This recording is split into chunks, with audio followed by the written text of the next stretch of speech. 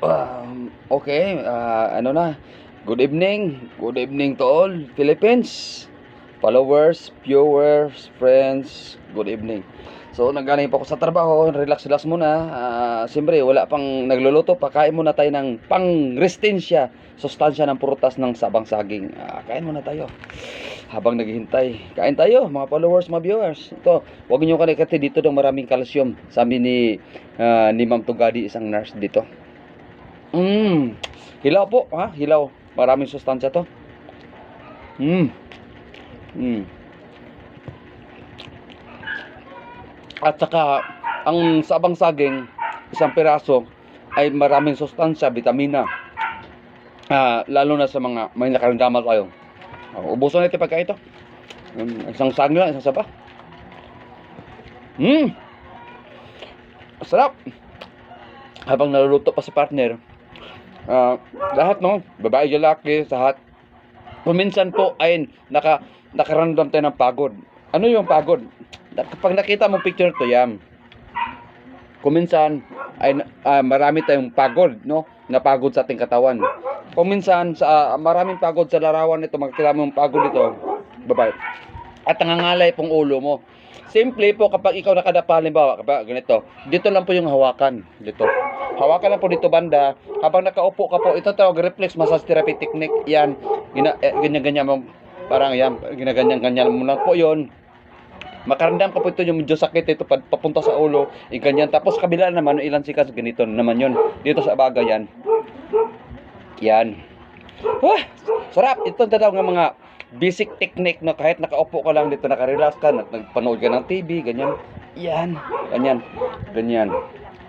Yan. Tapos medyo pagod ang kwan sa sarili mo, wala kang kasama sa mga bata, wala kang kasama mo, sarili ka lang ito, marunong ka magtinatawag na reflex massage therapy.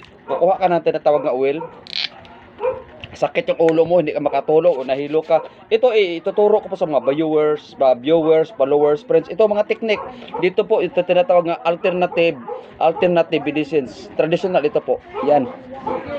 I-massage mo lang po yung dito sa ulo mo. I-massage po sa ulo mo, i-massage konti. Hindi ka nakatulog dito, anti-stress, ginaganyan lang po yung kamay yan. Ayan, iganyan mo sa kamay mo. Ginaganyan po natin yan, ha. Yun po natawag nga alternative traditional medicines. Alternative traditional medicines. Ganyan kung hindi ka. Tapos yung kung ma-stress na stress ka talaga, hindi ka nakatulog.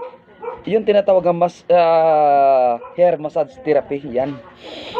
Lalo yung ginagamit mo oil ay aroma. Tapos ginaganyan-ganyan mo. So marunong ka marunong tayo magsarili nating gamot sa sarili. Paano kung atakihin tayo ng sarili na nahilo ka, tapos iganyan mo 'yon. Tapos ditong banda may picture naman ako ipapakita yan. Maraming points po 'yan. Yan. Yan. May mga points po 'yon, oh. Yan po mga kidney, ito po mga yung karamihan na atake sa high blood dahil nga stress na dito, mayroon mo mga bilog-bilog kuran. Iganyan mo 'yan. Sarili mo pwede mo gamutin. Yan. Gamutin mo sarili mo 'yan. Tapos yung sinisipon ka para may sinus, ganito. Yan sa ilong, yan. Ayan. Yan, kung kiraw-kiraw yung mata mo, medyo sakit na, dito po ang mapagpisil yan, dito yan. Yan po yung mga basic natin ituturo sa ating lahat mga friends, no? Yan. Yan. Ito yan. Yan po. Sarap talaga pakiramdam. Tapos ganyan-ganyan mo. Ito, kunti lang pong kalaman, ha, mga viewers, followers, friends. Paki-like at i-share itong ating video para may may alam tayo sa kunting kaalaman ay malaki pong ating matutulungan sa kunting paraan. Kapag sakit dito, i-massage mo lang, tapos iganyan mo, at dito ibalik mo siya, parang ginaganyan-ganyan mo ang baga mo, tapos iganyan-ganyan mo siya. Yung tinatawag nga basic exercise with massage therapy, reflex massage. Hanggang sa muli natin pagkakita, ako po magpasalamat sa inyo. Sana po kahit kunting pamaraan ako'y makatulong sa ating pangkalusog. Magandang hapon, magandang gabi po sa inyong lahat, at maraming salamat. Bye-bye na po.